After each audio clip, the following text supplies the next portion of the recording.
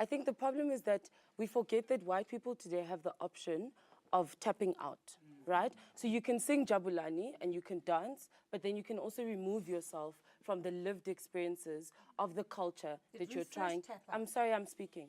From the culture that you're trying to represent.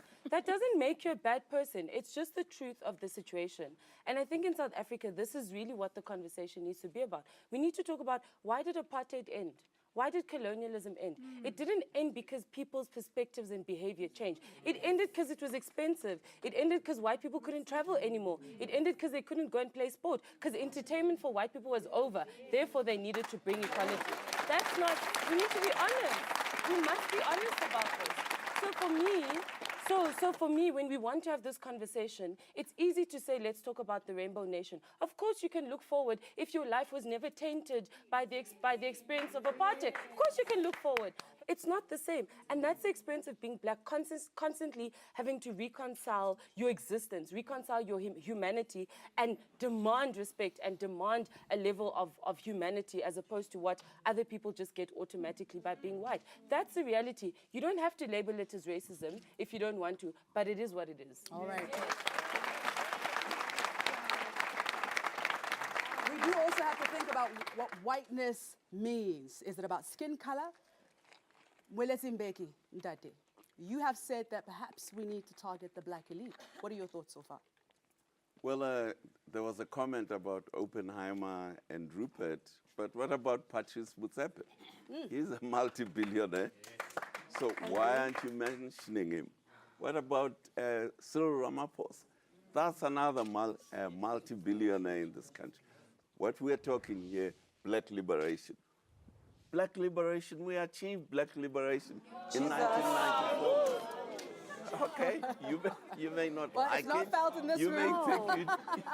You may think you got nothing out of it, but we have a class of black people here who are multi As we should have. Yes, it is their country. We should have rich black people. I'm not saying you shouldn't have them. Oh, I say we don't have, blacks are not oppressed by anyone in South Africa.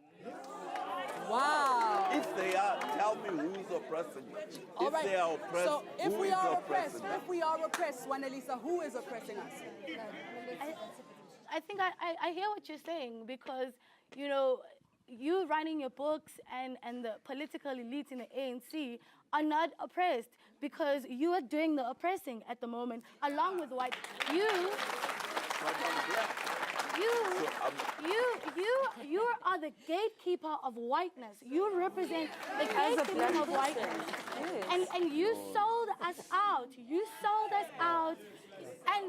And to say that you fought for my freedom, you didn't fight for anything, because I'm not free at the moment. I merely said I did what I could. And one other thing, do you think for a second, I as a white person do not agree with both you and you? Have you ever thought that maybe I agree with you? I don't care. I don't care. At this point in time, white feelings, white opinions don't matter to me, because I need the land. Ladies, I need the land. Because I need us to think about all of us. I'd love to come to you, Tiens. It is unacceptable that inequality is so high in our country. A Gini coefficient of 65% is the second highest in the world, if not the highest in the world. The question I think we should ask is, how can that be changed? Now, there are people here saying, give us the land, then that will change. That may be. I want to say, what is the biggest empowering mechanism in any government's hands, in any nation's hands? No, it's education. What I'm perplexed about is that instead of holding a democratically elected government accountable after 22 years, what do we focus on? On 10 million or 10% people in the country. The 10% who own the majority of the wealth. Not all of them. You own the government. You know, we can say, City of the Land, I've got the Constitution here. Yes, let's work with the Constitution and the National Development Plan and go forward. We shouldn't. We should hold this government and all the political parties accountable. What about rich black people? Yes. So who mistreat other black people, like Kulubuse Zuma, who's now been forced by the courts to pay his 5,300 workers. What about him? In South Africa, it happens to be that the majority of white South Africans, just by virtue of their existence and the access to assets and everything that they have, are very much the huge culprits in this conversation. It doesn't mean, I'm sorry, it doesn't mean, right? It doesn't mean that there are black people that are doing things that are wrong. But why is that the immediate equal of it in the conversation?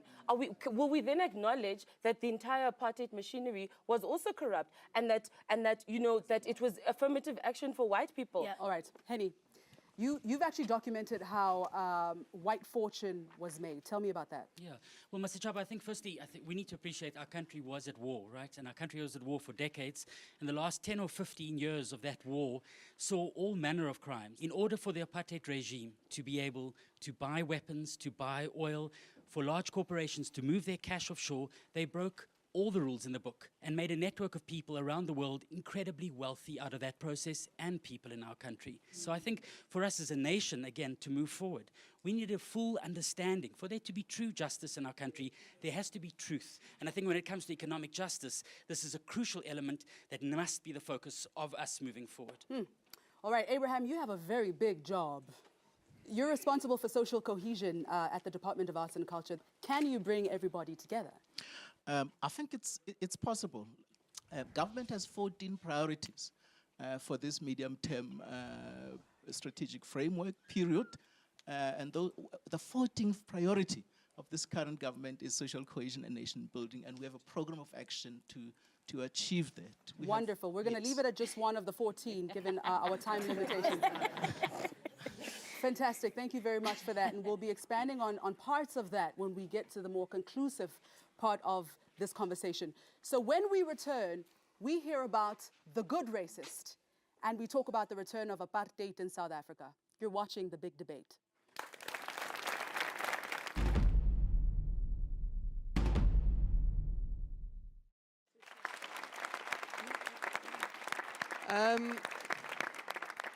Hi everyone, my name is John and I have a new show, that's why I'm here. It's called The Good Racist. Okay, I can't speak for anyone else in this room. I know everyone's very angry and very cross, but all I know is I was born confused. Because I was born in, I was actually born in Zimbabwe, but let's not discuss that. I swam hard and I'm here now. I was raised in a racist environment. Every rule, every nuance, everything told me that black people were dangerous and incompetent and evil. Then my parents went to work every day and left me alone with one. So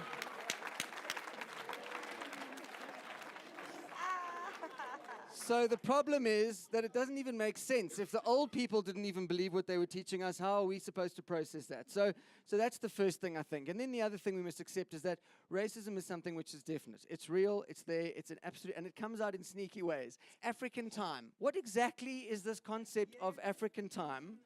It didn't exist before we came here. There was no African time. Things just happened, okay? Nothing didn't get done. Stuff got done. You never saw Shaka Zulu standing on a hill going, ow, where are these Xhosas? I want to have a battle. Stuff just happened, right? Then we came on 3 ships, okay, and made everyone a slave, and now we want you to be on time. Well, what kind of idiot would you be to arrive on time for your own oppression?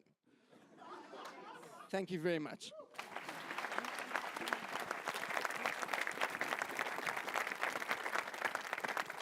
Welcome back to The Big Debate with me, Masachaba Ndlovu. We're talking about whiteness. We're talking about white privilege. So it's good to have a laugh. That was John Flismus, comedian-in-chief. But now on to the serious stuff. So let's talk about Penny Sparrow.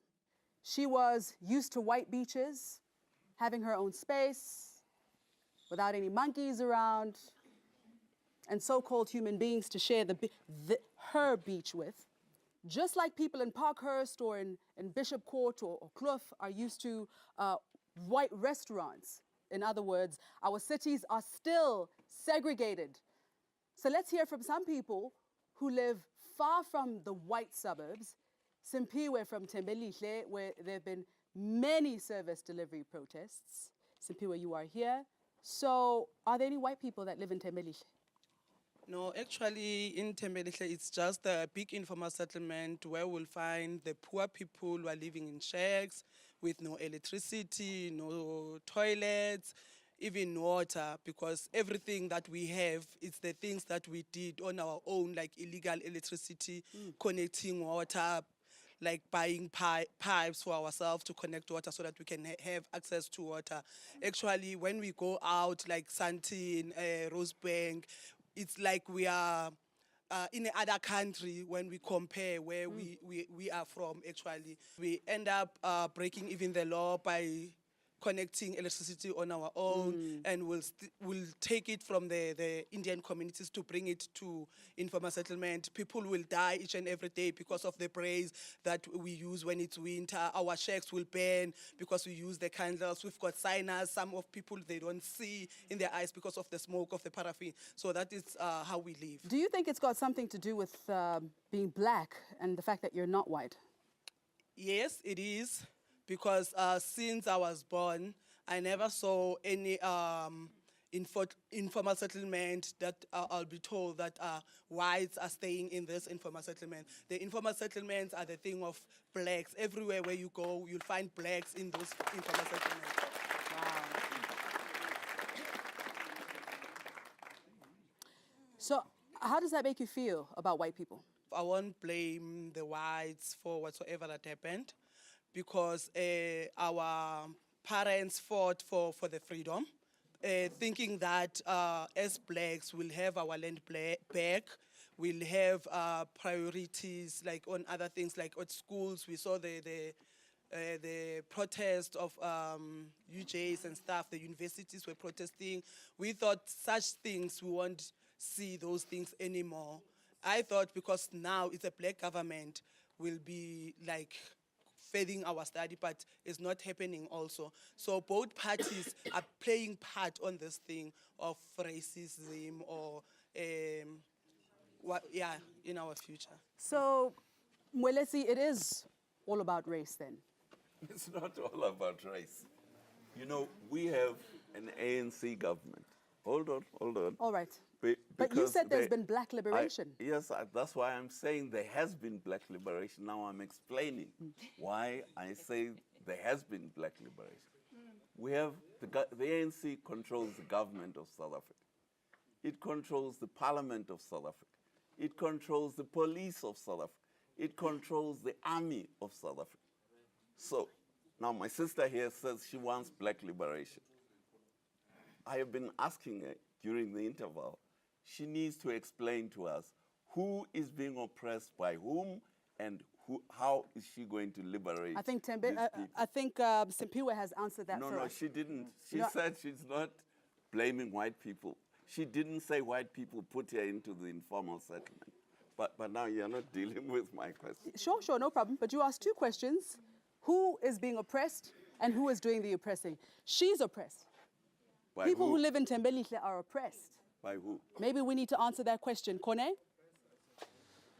I think we should look at all the facts. I can assure the gentleman and the lady, unfortunately, that I can assure you there are some white informal settlements today in South Africa. How many? Where? Okay.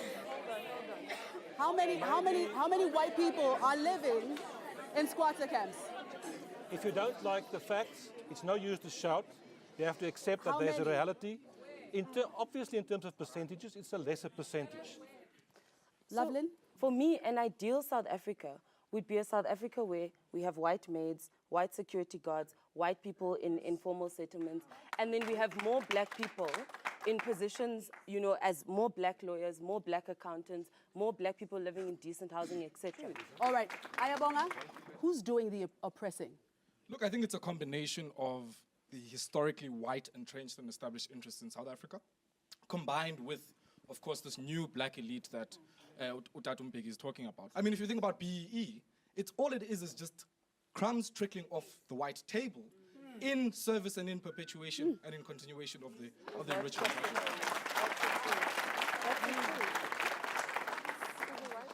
I just want to say something. You know, the most disempowering, destructive and devastating racism is not personal racism.